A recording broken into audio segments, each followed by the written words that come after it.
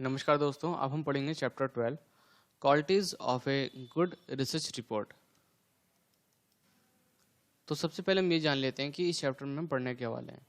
तो सबसे पहले हम ये जानेंगे कि एक अच्छी रिसर्च रिपोर्ट कैसे बनाई जाती है और उसके लिए जो चेकलिस्ट है, ठीक है, यानी हमें उस रिसर्च रिपोर्ट में कौन कौन चीज़ें होनी चाहिए, उसके लिए हम अपनी जो चेकलिस्ट है वो हम कैसे बना सकते हैं।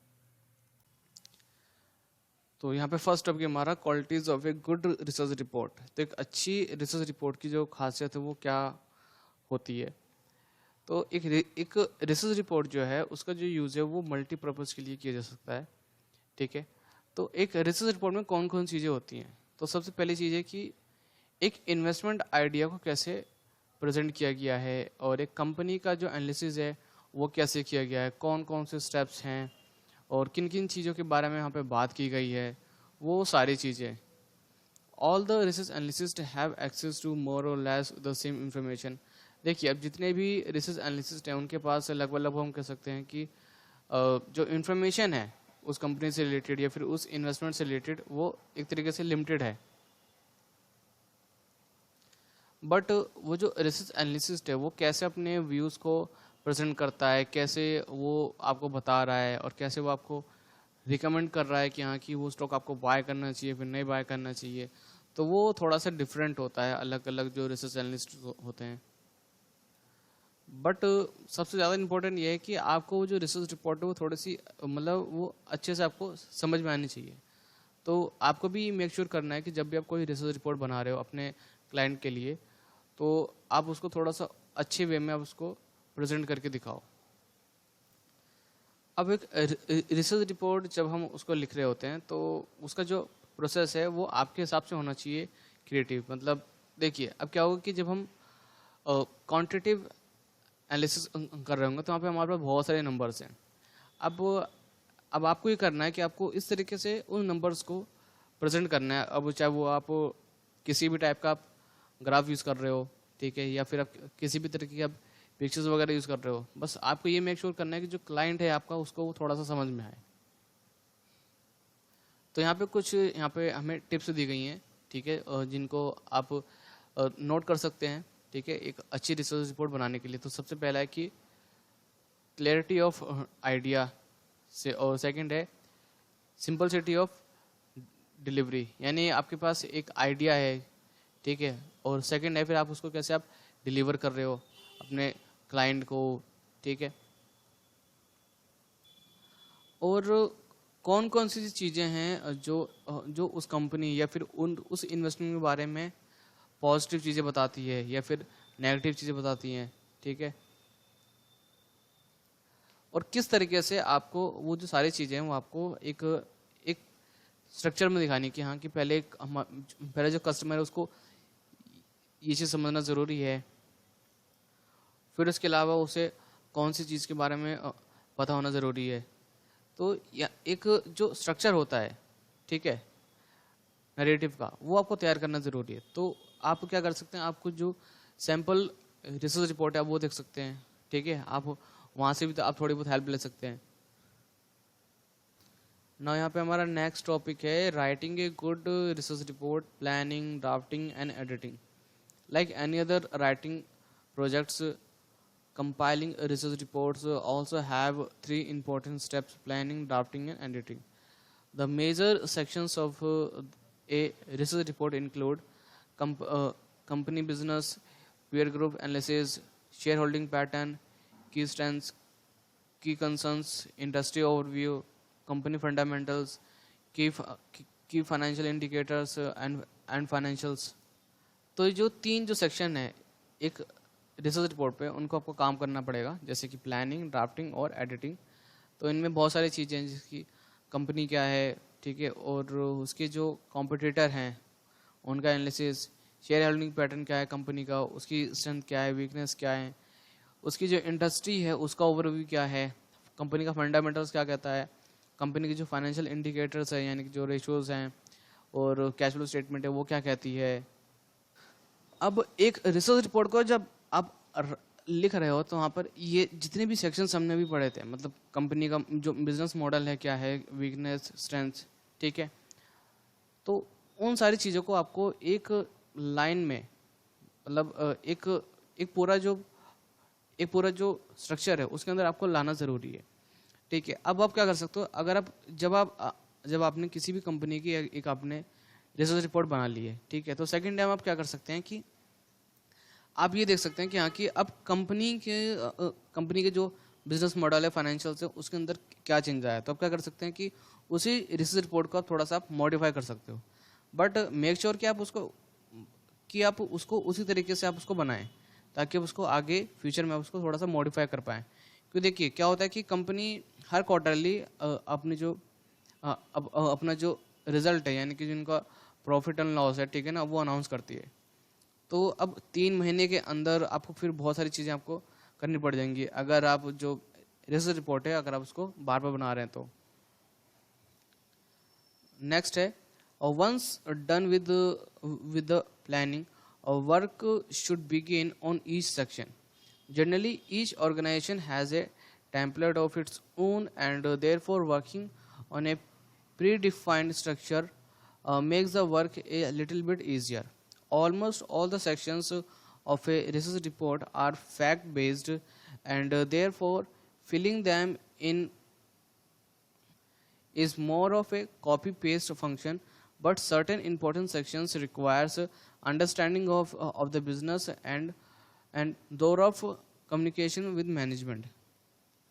तो जैसे ही आपने ये प्लानिंग कर ली कि हाँ कि आपको जो रिसर्च रिपोर्ट है वो आपको इस तरह से लिखनी है, उसके ये सारे आपको अब उसके ये सारे सेक्शन है, ठीक है, तो अब आपको क्या करना है, अब आपको एक एक करके जो उसके अंदर जो इन्फॉर्मेशन है वो आपको पुट करने की ज़रूरत है। अब क्या होगा कि कई बार क्या होता है कि जो न्यूमेरिकल जो हमारे पास जो डाटा होता है, मतलब जैसे कंपनी के जो फाइनेंशियल स्टेटमेंट वगैरह है, ठीक है ना, तो वहाँ पे तो बस हमें कट कॉपी पेस्ट करने की ज़रूरत पड़ती है। लेकिन कुछ चीज़ें ऐसी हैं जो हमें खुद से ही लिखने की ज़रूरत है, जैसे कंपनी का जो मैनेजमेंट है वो कैसा है, वीकनेसेस क्या हैं और स्ट्रेंथ्स क्या हैं, रिस्क क्या है, तो ये सारी चीज़ें। फिर यहाँ पे हमारा नेक्स्ट सेक्शन आता है fact based section in research report. Peer group analysis, shareholding pattern, company fundamentals, key financial indicators and financials. Source of information, annual reports, quarterly reports, calculations.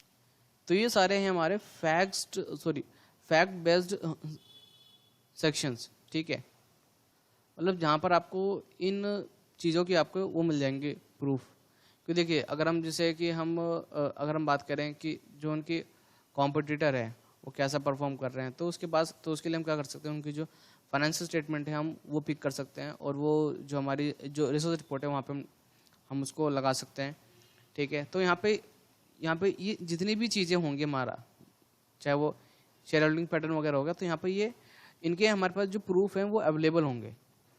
इसलिए यहाँ पे इसे बोला जा रहा है कि फैक्ट बेस्ड सेक्शन। नेक्स्ट हमारा view based section in research report. Company business, की स्ट्रेंथ्स, की कंसर्न्स, इंडस्ट्री ओवरव्यू। तो ये कुछ ऐसे सेक्शन हैं जहाँ पर आपको अपना खुद का व्यू देना पड़ेगा कि हाँ कि कंपनी बिजनेस मॉडल ऐसा है मेरे हिसाब से, मतलब कि आपको क्या लगता है कि फ्यूचर में वो जो कंपनी है वो ग्रो करेगी या फिर नहीं करेगी। सोर्स ऑफ इंफॉर्मेशन आपके पास क्या होगी कि आप क्या कर सकते हो, कंपनी के जो मैनेजमेंट है आप उनसे बात कर सकते हो, तो आप ये भी रिसर्च रिपोर्ट में लिख सकते हो कि हाँ कि जो मैनेजमेंट है मैंने उनसे बात करी है, ठीक है। Personal understanding of the business and industry. तो कई बार क्या होता है कि कुछ बिजनेसेस ऐसे होते हैं जिनके बारे में आपको ऑलरेडी नॉलेज होती है, तो इसके लिए आप क्या कर सकते हो, आप कुछ चार्ट्स वगैरह का आप यूज़ कर सकते हो, कुछ ग्राफ्स वगैरह का, ठीक है। आपको ऐसा लगता है कि हाँ कि मैनेजमेंट अगर ऐसा है तो आपके हिसाब से फ्यूचर में इस बिजनेस का अब नेक्स्ट जो सेक्शन है वो है थिंग्स टू वॉच आउट, मतलब कौन कौन चीज़ें हैं जो आपको देखने की ज़रूरत है। यानी कि आपकी जो रिसर्च रिपोर्ट है किन किन वजह से वो फेल हो सकती है, मतलब वो बेकार हो सकता है कि आपको जो क्लाइंट है उसके अंदर वो इंटरेस्ट ही ना ले। तो सबसे पहली चीज़ है कि आप उसके अंदर कुछ अननेसेसरी जो डिटेल है वो ना डालें, लॉन्ग सेंटेंसेस का आप यूज़ ना करें, और जो स्ट्रक्चर है वो थोड़ा सा ठीक होना चाहिए, मतलब कुछ भी ऊपर नीचे नहीं, ऐसा होना चाहिए कि हाँ कि जो आपका जो क्लाइंट है उसको ठीक से समझ में आ रहा है। और इनकंसिस्टेंट व्यूज़, मतलब अगर आपको व्यू अगर स्टार्टिंग से बुलिश है तो आपके पास जो रीजंस है वो भी होना ज़रूरी है, और उसी वे में ही आपकी जो रिपोर्ट है वो तै- तैयार होनी ज़रूरी है। कॉम्प्लेक्स लैंग्वेज का यूज़ ना करें। फिर आता है हमारा रेटिंग कन्वेंशंस, यानी कि अब एट द एंड जब आपकी रिपोर्ट वगैरह तैयार हो गई तो आप क्या मतलब आपका व्यू क्या है, क्या हमें उस इन्वेस्टमेंट को हमें बाय करना चाहिए नहीं करना चाहिए। आपको क्या लगता है कि वो ओवरवेट है, यानी कि ओवर वैल्यू है या फिर अंडर वैल्यूड है, या फिर अगर क्लाइंट ने अगर वो शेयर अगर उसने ऑलरेडी उसने बाय कर रखे हैं तो क्या उसको होल्ड करके रखने चाहिए फिर नहीं करना चाहिए, या फिर उसको सेल करना, या फिर उसको वो सेल कर देना चाहिए। तो ये देखिए यहाँ पर अलग अलग जो रिसर्च एनालिसिस्ट हैं उनका जो व्यू है वो अलग अलग हो सकता है।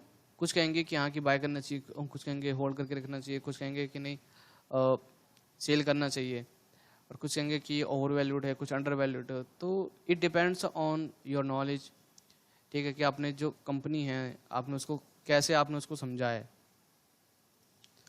फिर इसके बाद आती है हमारी चेकलिस्ट। चेकलिस्ट होती क्या है?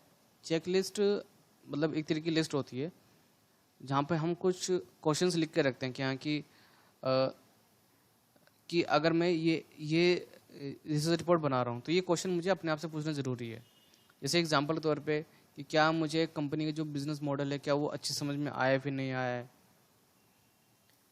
क्योंकि देखिए जब आप किसी कंपनी की आप रिसर्च रिपोर्ट बना रहे हो, ठीक है, तो वहाँ पर बहुत सारी चीज़ें हैं जो हम देखते हैं। एक तरफ है क्वांटिटेटिव एनालिसिस, फिर उसके बाद है फिर हमारा क्वालिटेटिव एनालिसिस, ठीक है, तो उसमें भी हमारे बहुत सारे सेक्शंस हैं, बहुत सारी चीज़ें हैं, रेशोज़ हैं, कैश फ्लो स्टेटमेंट है, कंपनी का मैनेजमेंट है, उनके इंटरव्यूज़ हैं, ठीक है। तो तो अब कई बार क्या होता है कि हम बहुत सारी चीज़ें हम भूल जाते हैं, ठीक है, कई बार हमसे बहुत सारी गलती भी हो जाती हैं।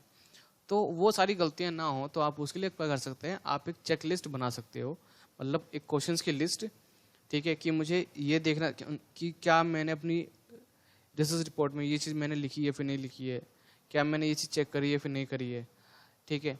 तो उस चेकलिस्ट के हिसाब से आप अपनी जो रिसर्च रिपोर्ट है वो बना सकते हो। तो इससे क्या होगा कि हर बार आप कंफ्यूज नहीं रहोगे, आप हर बार आप भूलोगे नहीं, क्योंकि हम भी इंसान हैं, गलतियां मतलब हमसे भी गलतियां हो सकती हैं। तो अगर आप चेकलिस्ट के हिसाब से चलोगे तो आपकी जो गलती होने की जो चांसेस है वो बहुत कम हो जाएंगे।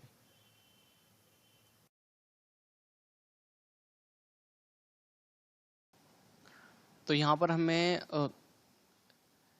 सैंपल के लिए एक चेकलिस्ट दे रखी है जिसमें सबसे पहला क्वेश्चन है, do I understand the business, क्या मैं बिजनेस को समझता हूँ, ठीक है। उसके बाद details of technology collaboration if any, यानी कि जो बिजनेस है वो कौन कौन सी टेक्नोलॉजी वो यूज़ कर रहा है, ठीक है। What is the revenue model, how does business make money, ठीक है। तो इस तरीके से कुछ यहाँ पर ऑलरेडी हमें एक चेकलिस्ट दे रखी है।